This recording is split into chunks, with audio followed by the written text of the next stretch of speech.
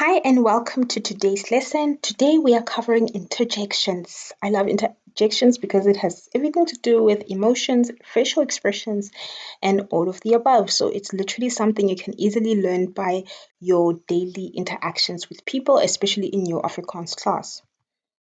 So tussentwerpsels is basically a word or a phrase that is grammatically independent from the words around it and mainly expresses feeling rather than that particular meaning. So I've put together a few tussentwerpsels for you guys in order for you just to see how that would be applicable in Afrikaans. So here, typically in English, you would say ouch or awi or whatnot. In Afrikaans, it will be aina. So basically, as soon as you see aina, you know that somebody got hurt. Aitsa meaning great, excellent, cool. Shh, I feel like is universal, means to be quiet. Hurrah, hooray. In English, bravo, which isn't normally used in Afrikaans, but there are olderish Afrikaans people that use it. Come on is an expression, even though it consists out of actual words that you can use. Ach nee means something is wrong. Nonsense, in my opinion, is a word, but usually you use it if someone is either not doing the right thing or not saying the right thing or lying. So where would you find tussentwerpsels typically? Now, I haven't seen a lot of tussentwerpsels, but whenever there's a comic strip, right? Or a visual that is intended to be funny, that is where they tend to show up. And a lot of people lose their marks when it comes to this because it's something that they don't prepare. So, like I said, it comes into comic strips. Sometimes it will be even indirect and indirect sentences. For example, the direct sentence will say, I know, my tuan is here. And then when you have to tell it over, you have to express that the person got hurt and they express that their toe was hurt, something like that. But the point is, when you say it in the indirect sentence, you can't say I know again. Because when you first hear it, the person will have been experiencing the feeling of hurt.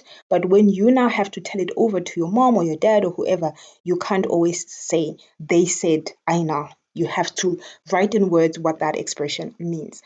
But this is high level, so you'll probably find it in home language, but you will still likely find it in comic strips. And then also in visual text. I mean, comic strips is under visual text, so basically the same.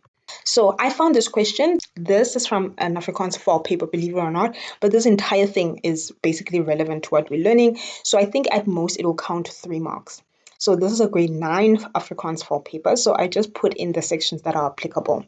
So you'll see that it's in section B, which is the strokiesprent. So in the first frame, the person says, a tissue. So that's also an interjection because it's a word that means a sound. The sound means that someone is sneezing. Then in frame 2, the person is going grrr, right? And that could be anything. It could be them getting hurt. It could be them maybe doing that sound that they do with their throat when their throats are itchy. I mean, it could be anything. It could be groaning, all of the above. Then in frame 3, goeiemôre with a question mark. Die dokter wil vandag 'n bloedmonster hê.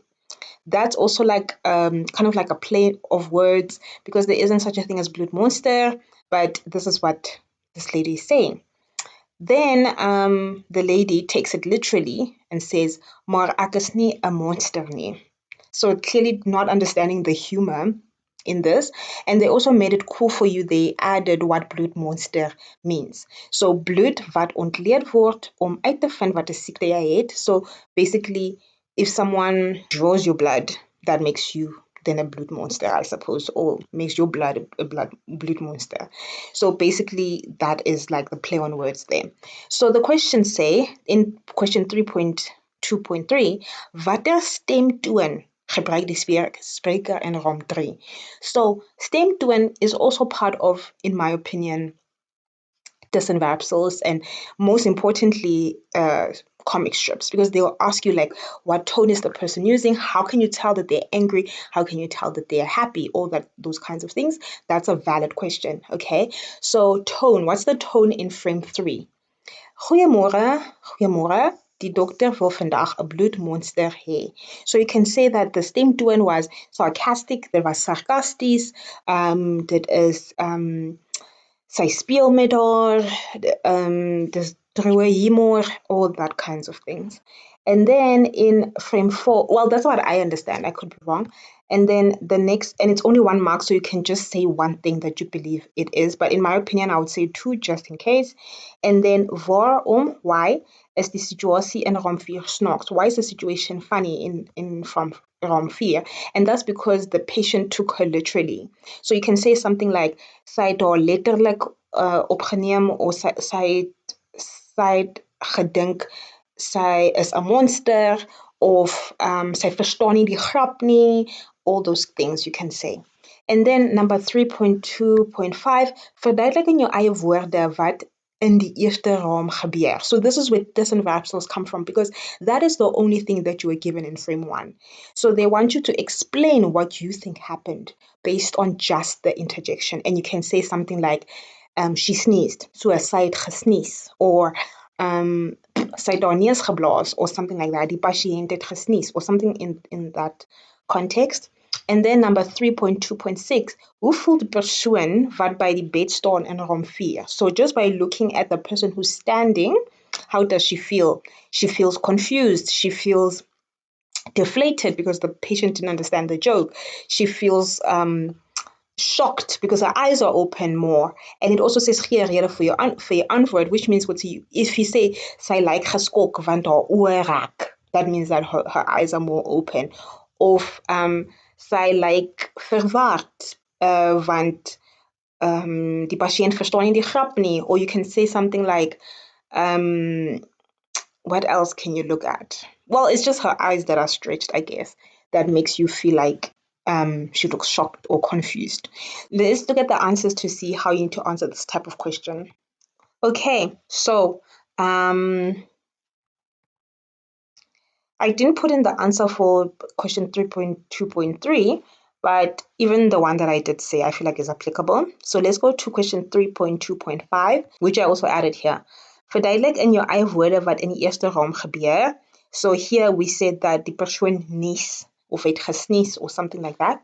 Die patiënt in die hospitaalbed nies. Die persoon is siek. You see, they added 2 that, in my opinion, are not the right answer, but you know, just to make it easier for you. And then question 3.2.6, hoe voel die persoon wat by die bed staan in raam 4? Sy is geskok, because she does look shocked. Sy is geïrriteerd, kwaad, verras, verbaas, geamuseerd, sprakeloos. And then you have to give a reason for that. Then you can say, die pasiënt verstaan nie hoekom die verpleegster sê dat sy 'n monster is nie. That is too long. You can say something like, weet nie wat 'n bloedmonster is nie, of ken nie die mediese terme nie. So they went according to the patient's reaction in terms of why she's shocked. I would have gone more on what I can see that makes her shocked. So I don't know, maybe ask your teacher what is the right answer for this, but that's what I would say, because it says, how does the person feel, and give a reason for your answer. So my reason would have been based on the fact that she's shocked, and how can I see that? But I can also understand how they are looking at it from what happened between them to make her shocked. So that's also a valid way to answer this.